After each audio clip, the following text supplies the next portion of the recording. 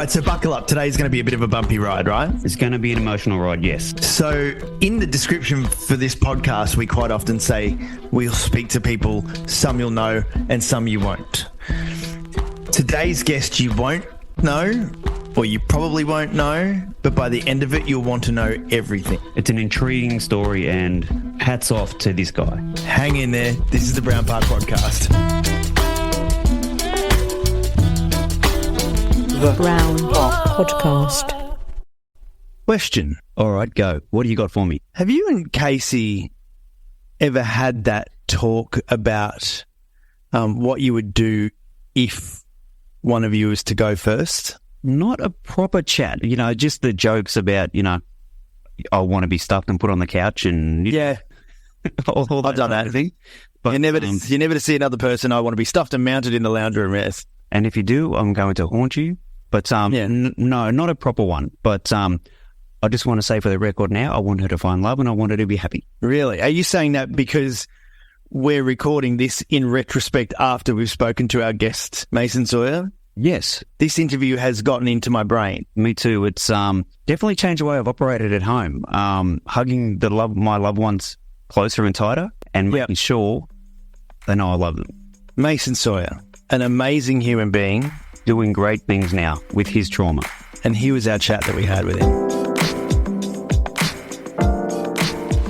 Mason Sawyer, hello. Yeah, mates. Hello, mates. How are you guys doing? Mates, I love that. You love the Aussie accent, don't you? When we were speaking on the phone last week, you were like, wow, that accent. Dude, I love it, dude. And do you guys think we sound cool or do we just sound... Well, the American accent sounds cool to us because it is still somewhat different over here. So, yeah. See, and we all grow up on a diet of American culture and American TV. And so we grow up, everything on Netflix, everything on all of those. Yeah, I love the accent. What? Give me some shows. Like, you say TV and stuff. Like, what shows are you talking about? Okay, look, I'm considerably older than you, I'd say. But I grew up on, 90210 and Melrose Place and those kind of shows. Dion? Well, even now, Netflix, I'm watching Outer Banks and things like that. So it's, without pigeonholing the whole of the Australian film industry, there's just nothing I want to watch. Yeah, so I met, you guys know anything about, the law of attraction at all? Yeah. I don't know if you... Yeah. Yep. Believe in that stuff, but ever since I started sharing about my pain and my trauma, you attract people dealing with pain and trauma. Anyway, so I got a really cool message one day from this guy in Australia named Craig. So this guy, he lost his wife, daughter, son in a car accident in 1996. And so he messaged me and we had become pretty close. Anyway, so talking to Craig, I'm trying to plan a trip to come out to Australia, actually. So I'm trying to make it happen this summer. Are you okay with snakes and spiders? I'm not, actually. I mean... We'll come in the winter then. Yeah. Spiders I can handle. Snakes, dude, I don't do snakes good, man. But once again... I've heard horror stories of the sizes of the spiders and snakes in Australia. So. Yeah, but once again, and we've had this with a couple of American guests, there's not a lot of, it's not like they're crawling around your house. Do you know what I mean? Oh, hang on. Yes, there is. I had a snake in my wardrobe. Well, you did. Two months ago. 2 months ago, I had a snake in my wardrobe. But how many times has that happened in your life? First time ever. Yeah. So, we have these spiders called huntsmen, which are non-deadly, but they look ferocious, but you can literally pick them up by the legs and throw them outside.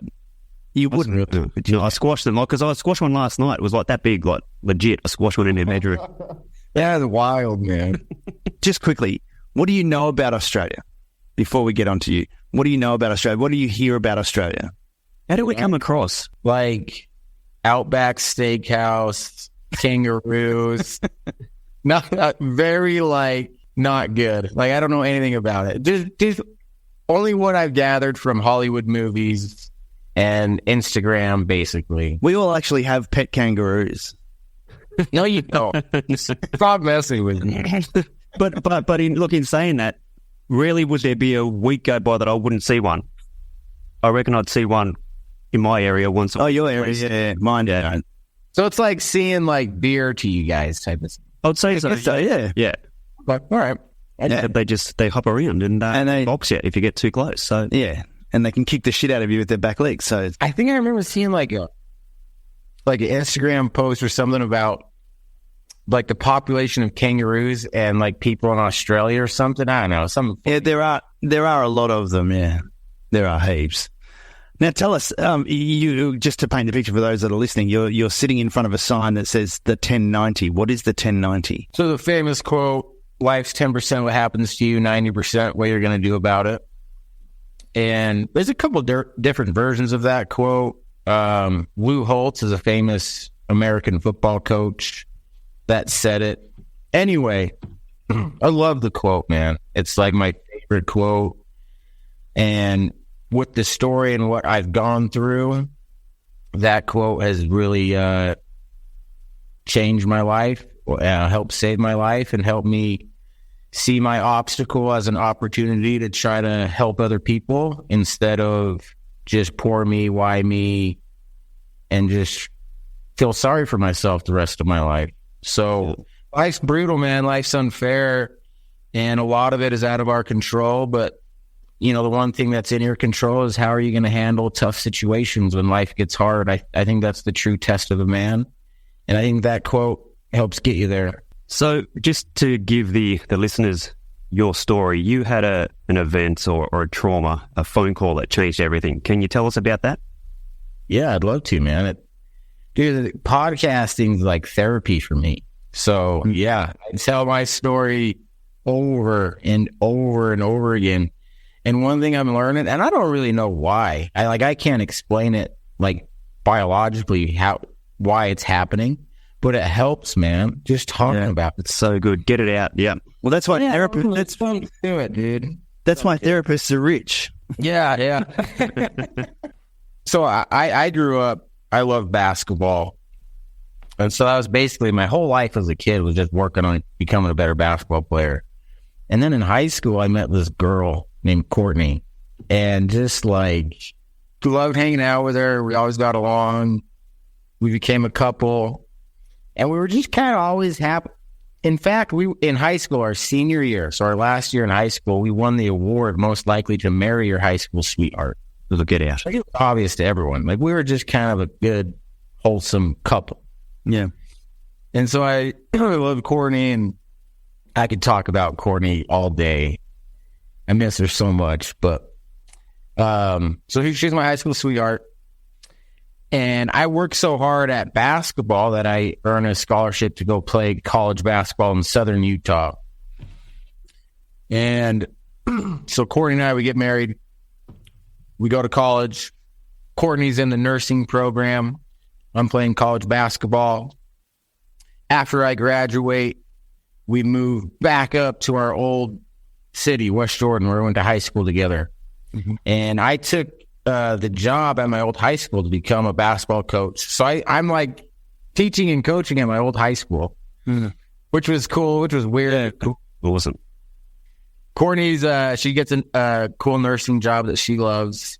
And we're just the normal, middle class, hardworking little family. Courtney and I had 3 kids. Riggins was 5. He was our firstborn. And then our son, Blue, and daughter, Frankie. Mm-hmm. And we just just kind of had it all with the simple life. And you don't make any money being a high school teacher. It's just for the love. Yeah. Yeah. I'm trying to think of an Australian term to describe it, but it'd be complete shit, basically. That's translates over here. That's exactly what we're at. Being Australian, we probably had a fuck in there somewhere, and we go. You guys go for it, man. I like it. Yeah. So yeah, we're just we're doing our thing, and then because I'm not making a lot of money, I start doing like basketball training on the side. Like I become like an individual skills trainer. Yeah. Just like an extra income to help my family.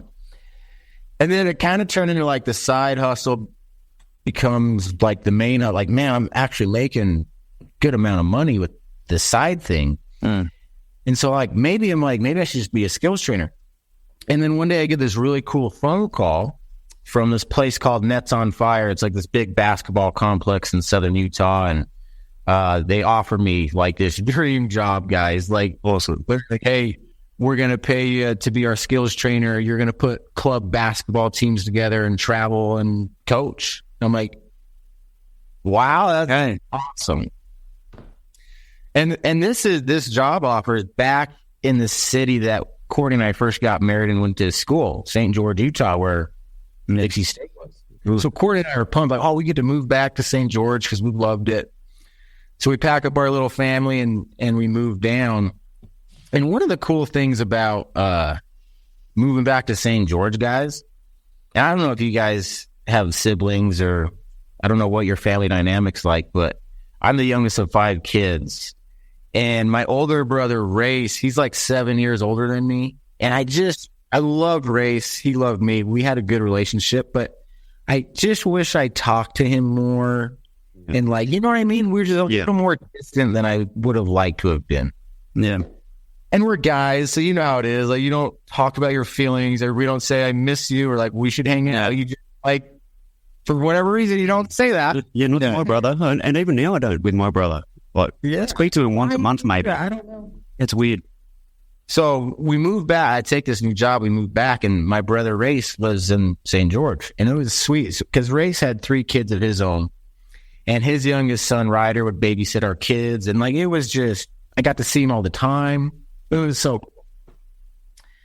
And so I take this job, and then like couple weeks or maybe a month after, I'm sorry, dude, like the timeline gets really fuzzy. That's so good. Right after I take this job, my family is planning a family reunion. And I'm a big family guy. Corey and I, this is a family reunion with my extended family. Like, a lot of people are coming to this thing. Yeah. And we usually always go, but I told my parents and I told my family, like, I don't think Corey and I can go this year because I just took this new job. I want to show them that I'm serious and I can't just leave on the weekends. So I don't think we can make it happen this year. And they're like, yeah, no, like, we get it. No problem. We're like, okay. And then that Friday rolls around and my wife, Courtney's like, hey, Mason, like, you're going to be working all weekend.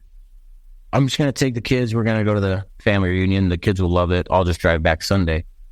I'm like, yeah, that's perfect. Tell Race, my brother, because it's his family too. He's going to the same family reunion. Yeah. It's 4 hours away. So I'm like, well, tell Race and maybe you guys can carpool together and help each other with the kids and whatever. She's like, okay. So Race ends up going with my family. So my brother Race takes his youngest kid, Ryder, and goes with my family to the family reunion. And Race's wife and 2 of his other kids stay home. So they rode down there to Bear Lake. And then on the way back from that family reunion, they got caught. And I think they got caught in a terrible, from what I've been told, a sandstorm. And it just like engulfed the highway, like just a wall of blackness just covers the highway and causes a 22 car pileup. Wow. And I love motorcycles, but with 3 kids, you don't get to ride it very often. Yeah. So my family's out of town. It's Sunday afternoon. I'm just sitting around, just waiting for them to get home. So I'm like, I'm going to take my bike out for a ride. So I take my motorcycle out for a ride, and I time it so when I get home, Courtney and the kids should be close to getting home. Yeah. I come back, I get off my bike, and I don't see the car. They're not here yet. That's weird. So I look at my phone, and my brother's wife, Keisha, has been texting me. So I call her, and she's like, hey, have you heard from Courtney or Race? And I'm like, no. And she's like, Mason, like, they are not texting or answering the phone. Like, something's off. Like, this isn't right. And I'm like, I'm sure it's fine. It's just traffic or like whatever. So I hang up with Keisha and I call my wife, Courtney, and go straight to her voicemail. And then I call my brother Race, and it goes straight to his voicemail. And I'm getting a little nervous, but nothing crazy yet. And I'm just like standing in my room, just kind of thinking, like, okay. And then my phone rings, and it's I answer it, unknown number, and the guy says, "Hey, I'm Dr. So-and-so at Fillmore Hospital." And my, like, it's just Keisha. And then I'm like, oh no. So before he says anything else, I put him on speaker and I text my sister-in-law, Keisha. I'm like, hey, there's been a car accident. Come pick me up. Because in my mind, I'm thinking, dude, in my mind, worst case scenario, like where my mind went was Courtney and Race are hurt. Yeah. They're in a hospital bed. They can't respond. And the kids are they're just, like, I just kind of pictured them in the hallway, like, yeah, fair enough. Like crying. Yeah. Like, and I have my motorcycle, so I can't I'm not taking a motorcycle 4 hours anyway. So I text Keisha, there's been a car accident, come pick me up, gotta go to the hospital. And the guy hasn't even told me anything yet. So the guy's he's taking his time and he's about to tell me the worst news ever. And so I think he's just trying to make sure it's me. Yep. Yeah. And I think there's a lot of confusion that the first responders had, because I think originally they thought it was one family. Like, right. Sawyer. They're just kind of, and then they're like, oh, wait a minute. So it's just kind of like, and then I remember, and dude, my memory is very spotty and blurry, so I could be remembering enough. Yeah. But like, I remember just telling him, like, hey, like, what's going on? And he said, really sorry, there's been a 22 car pileup. Everyone's dead except one person. Ooh. And so I fall to the ground. And dude, like, when I was a high school teacher, like, I taught about the stages of grief every year. I thought I knew what it was. Yeah. But dude, I fall to the ground and I'm in shock. Like, no.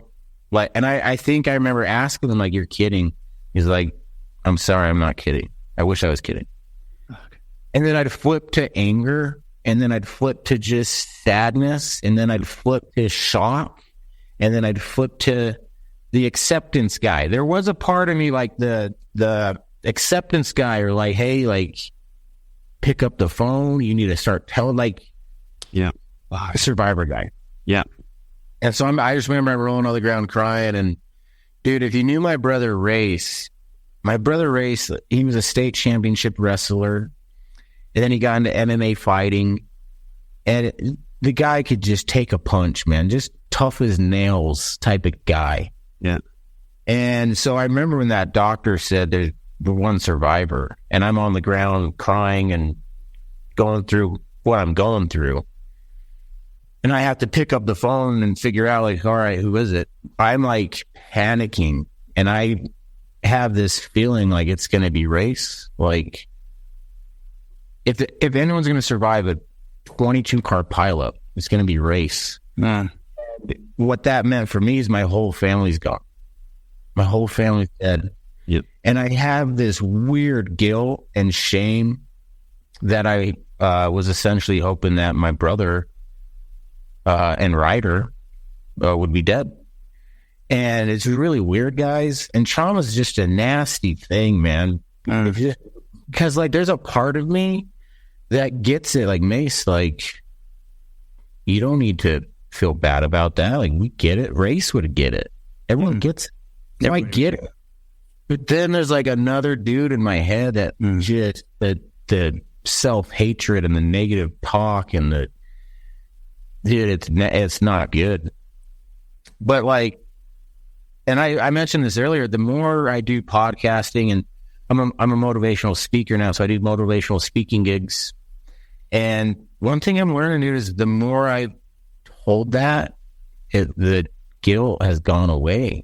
It's decreased. And I don't know. I'm just trying to help people. I'm on a mission to help people. Like, I'm screwed. I'm gonna be miserable the rest of my life. I've accepted it. I'm okay with not being okay. It's fine. Yeah. But I'm going down swinging. I'm gonna try to help as many people as I can. And so, if there's one thing you get from me, like, you need to talk to people, man. You know, we all have something that we need to say and we haven't, whether it's a childhood trauma, whether it's a problem you're facing now, whether it's a problem in your marriage, in your career, in your personal, like, whatever it is, man, we all have something that we got to say. And it's hard because you don't want to be the victim. You don't want to be a crybaby. Like, It would be fair enough, though, right? I mean, people would fall into it. Yeah. So just trying to find that balance of expressing that I'm hurting. I feel alone. I feel scared. Nothing makes sense to me. It's hard for me to trust anything, because before the car accident, I kind of thought, like, the world, like, if I worked hard, set goals, if I was a good person, the world kind of rewards you with a job and a good wife and a good, like, kind of gives you like, and now nothing makes sense to me. Like, what did I do, man? Like, I was a good husband. I was a good father. I was a good brother. Like, I don't make sense. So I pick up the phone and I'm like, please don't be race. And he says the survivor is a 3-year-old. So I fall back to the ground because my wife's gone. And like, Courtney called me. They filled up her gas like halfway. As she texted me and said, hey, just getting gas. I love you. I'll see you soon. Never saw her again. All right. And like, the accident was so brutal. Couldn't even see her body. They said you can see her hand. We'll let you see her hand.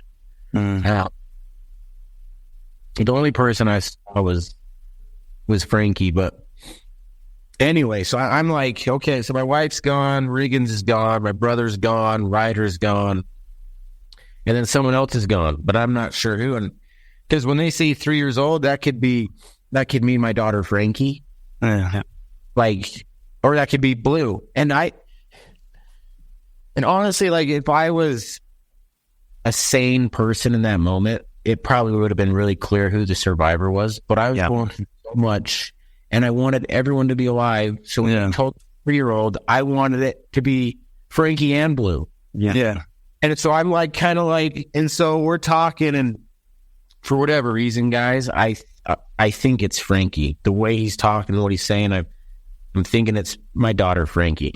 And so I remember telling him, I said, hey, I think that's my daughter Frankie.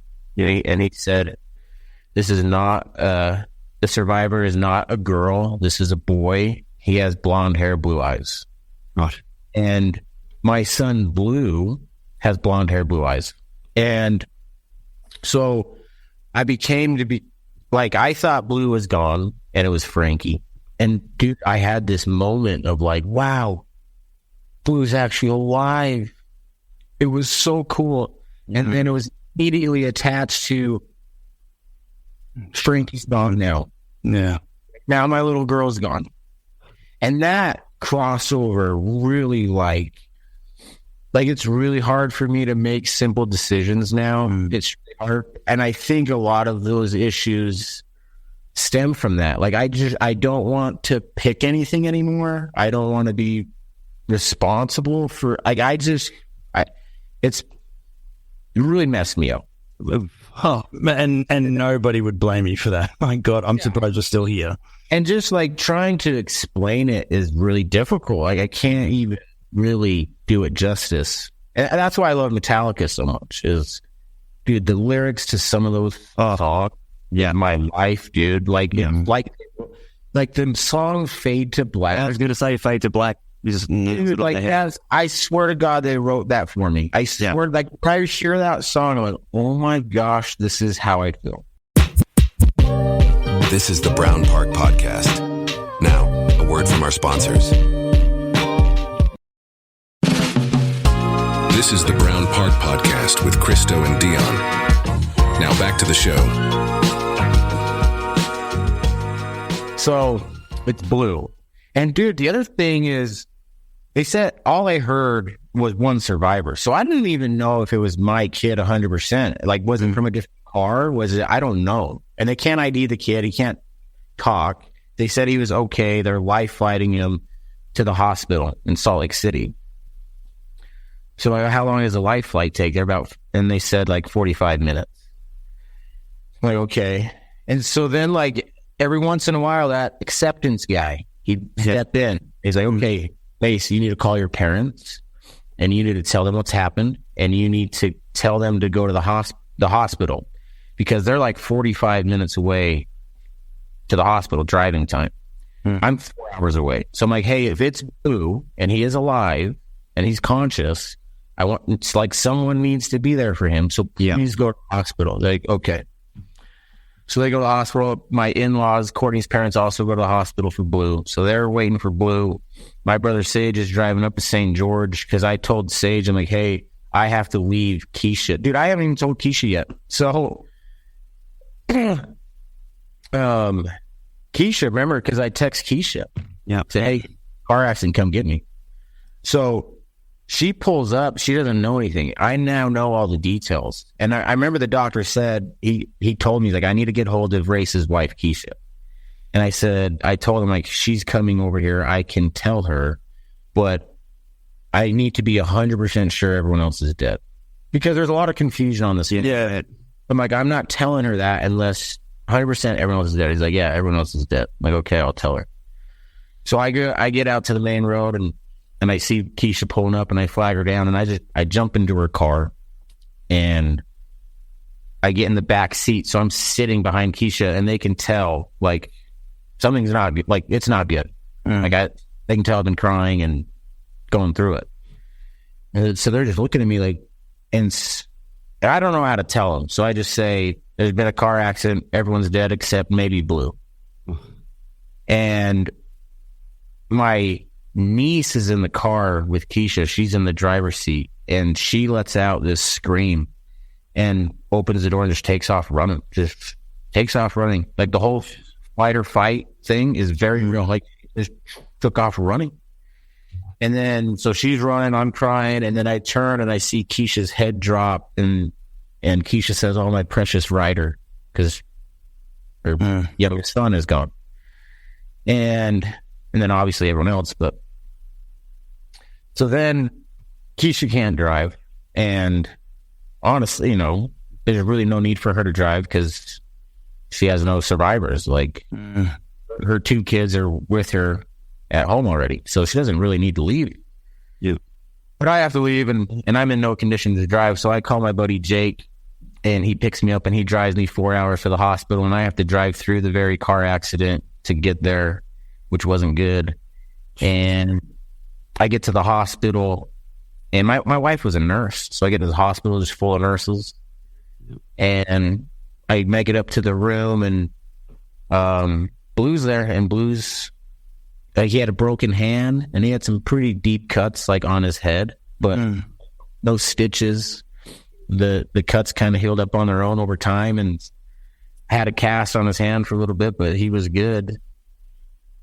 And, that kid, to be, frank with you guys, I wanted to die. I just wanted to die after the accident because the pain never stops.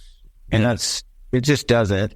And, trauma is weird, like, because you grow around it and you get, like, I've heard all of the analogies, so I get it. Like, you get stronger. That's true. But the pain never stops. And well, as evidenced. Yeah. And, dude, like, this only happened, like, a year and a half ago, so it's still pretty fresh. It's fresh, man. Like, I have a long ways to go. But everyone I talk to who've lost kids, loved ones, spouse, 15, 20 years ago, yeah, they'll tell you. Yeah. It don't go away, man. They're still there. But so I wanted to die so the pain would stop, or I just get to see him. Yeah. I guess maybe I'll see him if I'm dead. I miss them so much. I think about what they're doing every day. I just think about what they're doing. So just the curiosity of it. Yeah, I bet. And so death, like I love, and I don't want to get too dark on it, but I love death. I've accepted death. I think there's beauty in death. I think death is the God we all worship. There's no getting out of it. And the way we worship the God of death is the way we live our life. We got to live it to the best. We got to treat other people kind, like treat them how you'd want. The golden rule that Jesus always talked about: treat others how you want to be treated. Like it's Yeah. But that's how we honor death, dude. We're all gonna die, man. So like I wanted to die, but I couldn't die because of Blue. I could never do that to Blue. Like my love for Blue. So it was weird because like I kind of want to die, but not even close to suicidal. Like I don't have any suicidal thoughts ever. I think about death a lot. Like maybe I'll go through this children.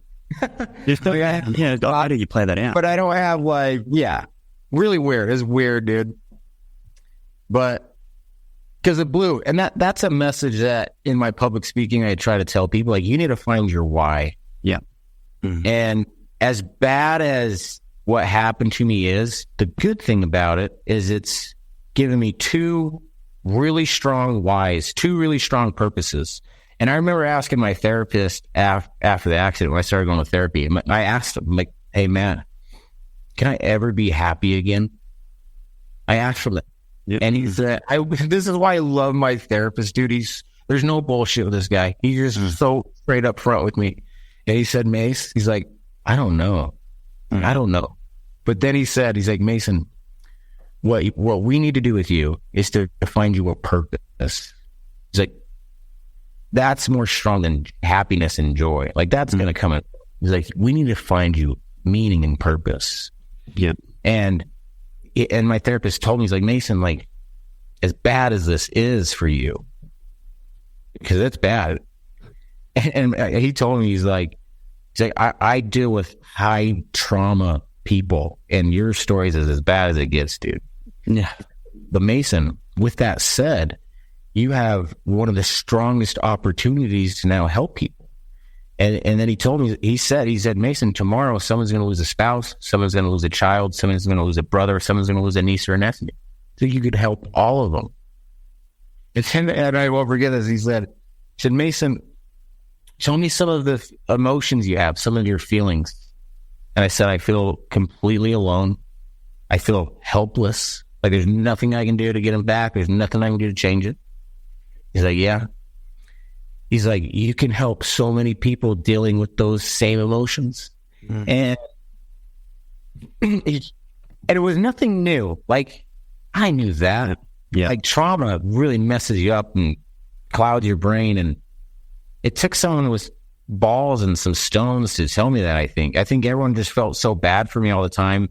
No one really knew what to say. And then finally someone like, hey, like, you can just lay in bed the rest of your life and no one will even blame you. Like, they'd probably let you do it. They'd enable you to do it. He's like, don't do that. He's like, don't do that. You don't have to do that.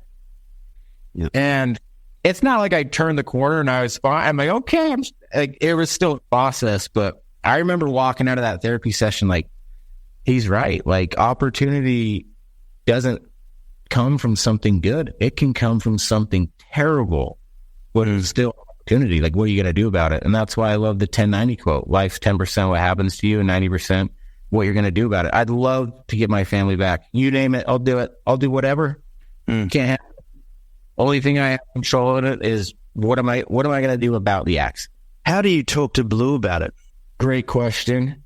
And I didn't want. The first year after the accident, I could not handle the pain. I just learned from it. So with Blue, same thing. I wouldn't talk about him with them. I wouldn't cry in front of Blue. So I'd get a sitter, or sometimes you just couldn't help it. I'd do a panic attack or a crying fit. So I'd take a shower or go to the bathroom and just cry real quick and then come out and act happy for Blue. And I still do that. Like I did that today. So I still do that. But my therapist told me, he said, Mason, he's like, how often does Blue see you cry? And I'm like, never. He's like, okay, he needs to see you cry. Yeah. And he's like, he needs to know that you love him and you miss him and you're hurting. And it's okay to cry and it's okay to be sad. He needs to see that, know that.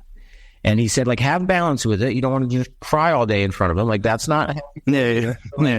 like, so pick your moments, but every once in a while, like and we, like Blue and I have had some really sad but beautiful moments where I'm just holding him, crying. He's crying and we're crying, and we talk about how much we miss them and how they're in heaven and we'll see them again.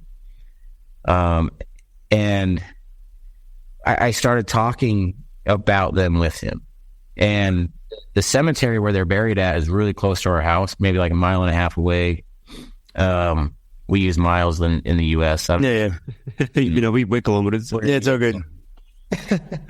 Every mile is 1.8 kilometers. Yeah. So we drive by the cemetery every day on his way to school, and we talk about him, and I tell him a story about his mom or Riggins, and he remembers stuff too, and he'll say, "Hey, remember this?" And we talk about him now, and dude, running from the pain is really the worst thing you can do, because it multiplies it and it makes it much worse. And here's the other thing about running away from pain, or maybe not just pain, but like accountability. Yep. Or just running away from your problems in general, is like you only experience the bad part, because when life gets hard and an obstacle is presented to you, there's actually good parts within it. Even with trauma, like what happened to me, there's actually beautiful parts within it. Mm-hmm. And if I choose to run away from the pain, I don't get the good parts of the trauma. The only thing I'm literally running from is the gift of the trauma. It's going to get me anyway. The pain's going to get me anyway. Yeah. You head to it and you accept it. There's like cool little gifts within the trauma. And I think a quick example of that would be, I'm on a podcast with these cool guys in Australia right now. Yeah. Like, if I chose to just whine about my life and lay in bed, this would not be happening. We'd help 0 people today. That's it. And you've got the buffalo and the cow analogy that you've spoken about a few times. Can you just talk about that now? So it's such a perfect, and I don't know who came up with it. So my dad, think about my dad for a second, dude. Lost his son, and he loved my wife, Courtney, like his own daughter. So he lost daughter-in-law, 3 grandkids. And now he's watching 2 families, like Race's family, my family, just suffer. Yeah. Like, I can't imagine being him. So anyway, my dad's probably like most people, my hero, and I look up to him a lot.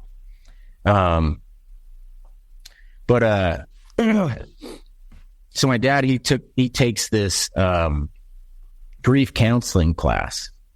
He's like, "You want to do it with me?" And I'm like, "Dad, I can't.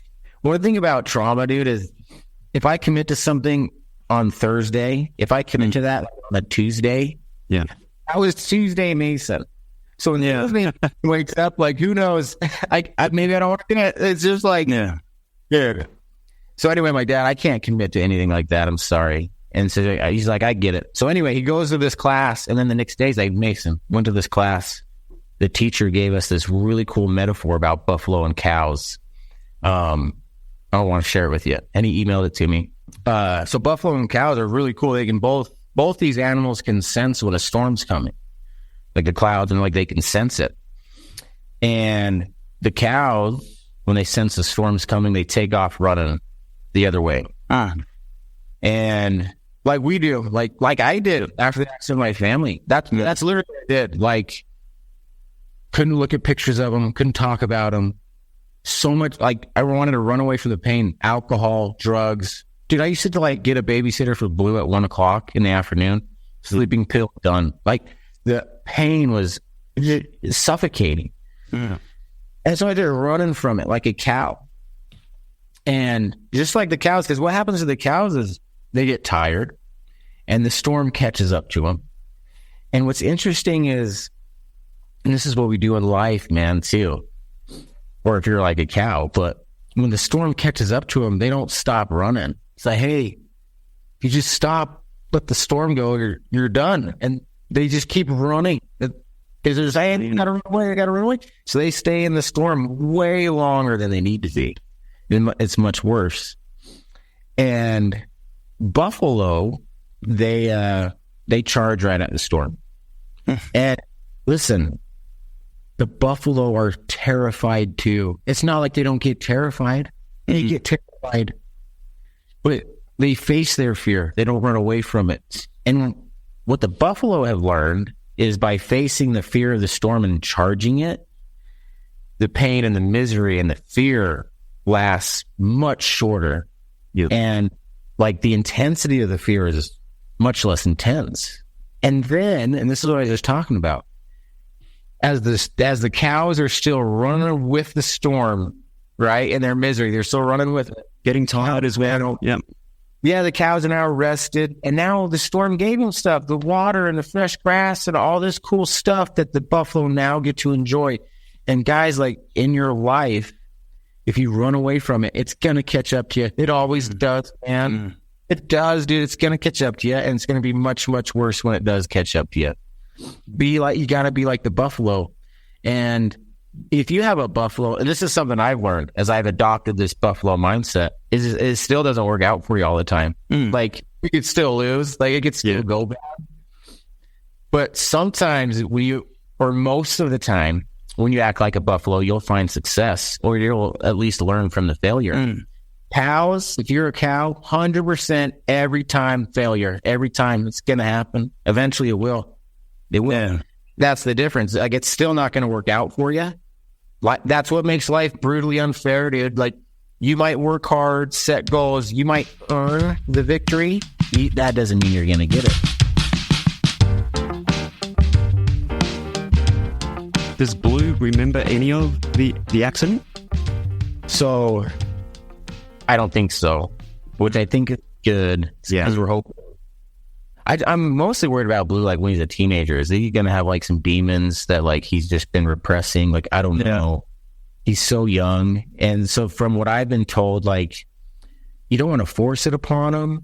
So what I've been told is if he brings it up, you could, like, ask him follow-up questions. But if he decides not to talk about it anymore or change the subject, then don't, like, stop. Force it, yeah. And I don't think he remembers much because he'll say things like, yeah, we couldn't see out the window very good. And then he'll say something like, yeah, my dad pulled me out of the car. I was 2 hours away. Right, yeah. He's making that up. So I don't think he remembers a whole lot.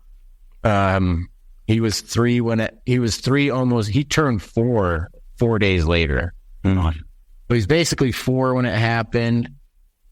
So I don't know, like, the psychologically, like, I don't know what it's like for him, but he's a happy kid. He's in kindergarten and he's doing good. And thank goodness for that. Right. Watching him being happy helps me out a lot. So how did you parent in the days after?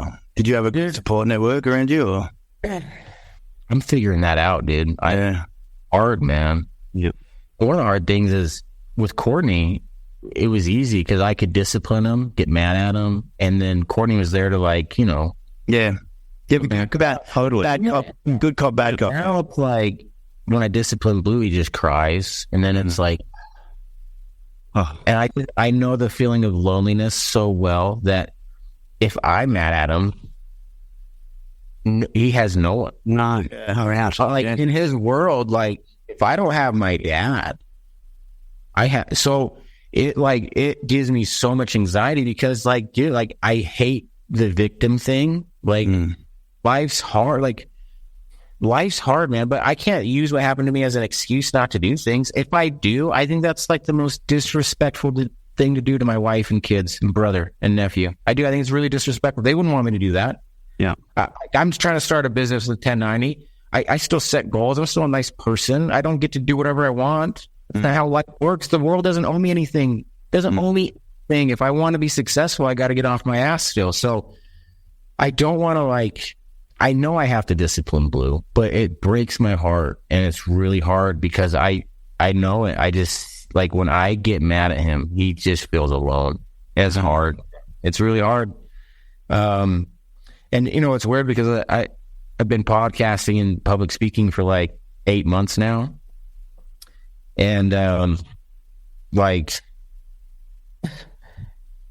I think sometimes I give off the impression that, like, I figured it out. Yeah. Like, I'm good. I got, like, no, like, I woke up and cried this morning and I'm not good. I'm struggling. Yeah. My message is, there's no other option. You got to keep going. Mm-hmm. You really don't have a whole lot of options, dude. Life's 10% what happens to you, 90% what you're going to do about it. So I try to handle it well, and I try to suffer well without complaint. But like, dude, like I'm struggling. And a lot of people come up to me after speaking gigs or whatever, like, and they ask me for advice, and I have to tell them, like, hey, like, you give me some, like, I don't really know. I'm hurting. I'm sad. I just know you can't give up. And I know talking has helped me. And I know that the concept of we over me has really helped me as well. Like, when I started trying to help other people and think about their pain versus mine, that's when life started to get better for me. So then tell me, how does somebody show up for someone suffering the trauma that you have? Yeah, these questions are awesome.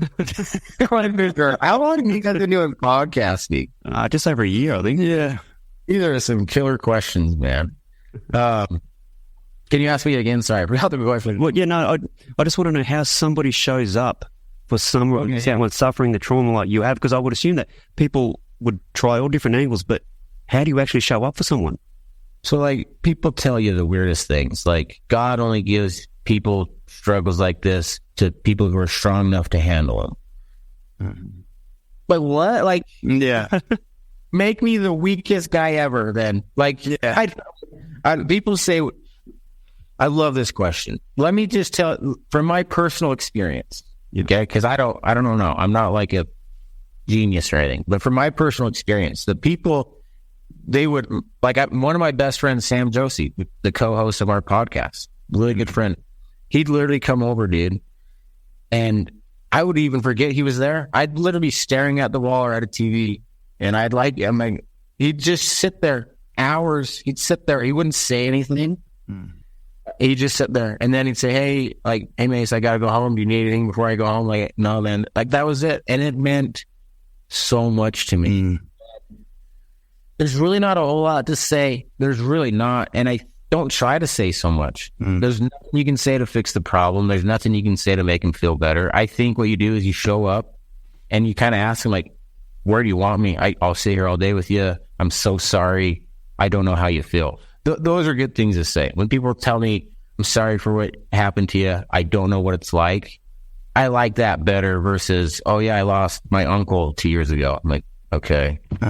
Yeah, I don't know. So, like, I just like the people that just showing up, man. Yeah. There's not a whole lot to say. Give me a hug. We'll cry together. Yeah. And tell me then, so I mean, my wife and I, we've spoken about it over the years, that if anything were to happen with each one of us or whatever, that, you know, we would want them to do this, this, and this. Had you had that conversation with Courtney in the years before, or as a, you know, the young? We had him in the years before, like the typical joke. Like, you watch a funny movie and you chat about her, and you kind of like, no, like, you can never remarry. Like, no, like, yeah, just half joking, like 2-minute conversations, nothing ever serious. But before the accident, we actually went to Cabo, and so before the family reunion trip, Courtney and I went to Cabo. We planned this Cabo trip before I ever took that job with Nets on Fire. And so again, that was another part of the reason why I didn't feel like I could go to that family reunion. This Courtney and I just did a family vacation. Literally a weekend. Yeah. We went to Cabo. So I'm like, Courtney, we just went to Cabo. I can't leave another weekend. I'm sorry, I can't. Anyway. So Courtney and I go to Cabo. This is probably 2 weeks before the accident, maybe 3. We go to Cabo, and a good buddy of mine that I just started working with at Nets on Fire, named Wayne Ott, awesome guy, he dies. So he drowns in the ocean on a family vacation that he was on in California. And Courtney and I are in Cabo, and I hear the news, and I've had a pretty smooth sailing before the car accident with my family, like not a whole lot of adversity or anything that sad. And so when Wayne died, it hit me pretty good. And like, dang, like, and I went to his funeral. Anyway, so Courtney and I are in Cabo, and because of Wayne Ott, we have a really cool, in-depth, serious conversation about what we would do. Like, it was very real. And looking back on it now, it's really weird. Yeah, I was going to say, weird much. really weird. But and it was just, like, I'd want you to fall in love again, and I'd want you to remarry. Now, one thing we didn't talk about is we also lose Reagan's Frankie Race and Ryder. Like, that wasn't part of the scenario. So it's a different thing. It's a different animal. But I am so grateful for that conversation because love got me into this mess, meaning my love for Courtney and my kids and my brother and my nephew. And then, like, it just turned to pain. And so, like, I'm in all this misery because of love, because I loved them so much. Yeah. And so I do think there's irony. And I think love is going to help me get through it. Like, I need to find love again. I think that's realistic. I know Courtney wants me to do that. And I think, it'd be nice to have a mom for Blue. Mm-hmm. It's just hard, dude, because I'm on this teeter-totter of survivor guilt and trying to move forward. So, like, let me give you an example. I love motorcycles. I bought this sweet new motorcycle. I've always wanted an Indian, so I got a sweet good one. Yeah. I'm literally driving it the other day, and it's so fun. I'm just zipping around, and then literally, like, the survivor guilt. And Nate, you're such a piece of shit, dude. Like, your family deserved that. Like, how dare you be happy? Look at you being happy. How can you do that? Your wife's dead. Riggins is dead. Frankie's dead. Grace would love to ride a motorcycle right now. You don't think Ryder? And it shuts me down. And then I go back up like, oh, I need love again. And Courtney wants me to find love, but they want me to be happy, and I should be happy. They want me to be happy. And then boom, the survivor. And it's just, just going down with it. And so it's hard, man. It's hard because I've gone on dates with girls, and it's just hard because you just feel like a piece of shit, kind of. Yeah, what a roller coaster. I don't know. Yeah. What a story. And I'm amazed that you're still standing here, and I commend you for it, because holy fuck, I don't think I would be. I didn't either, by the way. So I think people are more resilient than they realize. But say, I want to ask a question before we wrap it up, and it might be a good way to end, but advice for somebody suffering trauma. It's going to sound really corny and cliche. You hear it all the time, but it's 100% true. One day at a time. And honestly, where I'm at, I kind of work off 2-hour increments. Like, okay, I have stuff to do till 1 o'clock. So I'm going to get to 1 o'clock. Like, okay, now what am I doing? Like, be nice to yourself. Be nice to yourself. Whatever happened to you probably didn't deserve it, but life's just unfair. So take it easy with the self-hate. And you think about stuff long enough, you just kind of find ways to blame yourself. And it's just a really unfair thing to do to yourself. You're not alone. And I know you don't believe me sometimes, and it doesn't feel that way sometimes. You're not alone. People are hurting, man. And, my story is not even the saddest one out there. Like, there's it's not good. You're not alone. Talk to people, man. And I think one of the reasons why I got so heavy into alcohol and drugs for a minute, and I'm doing good now, but really going through it, was I think instead of talking about my pain, I was just trying to express it in other ways, like show my family and friends and everyone, like, look how bad I'm hurting. Look how much alcohol I'm drinking. Like, you know what I mean? I think there's something to that. Instead of like just communicating with them, like, I don't really have a strong desire to live. I'm struggling to find answers about what we're doing here. I have all those questions, and just talking about it. And I think those questions are scary because not a lot of people know the answers, so they don't know where the conversation is going to go. You don't talk about it. And then the last thing I'd say is we over me. It's not about you. It's about other people, man. Mason Sawyer, you're a fucking legend. Oh, thanks, man. I want to get out to Australia for real. I'm going to come out there. But keep doing what you do, man, because you're inspiring, anyone that's suffering massive trauma. So love what you do, man. I appreciate that, man. Thank you so much, guys.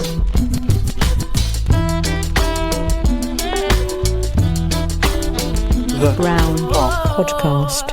Why are you happy? Because I don't want to be sad.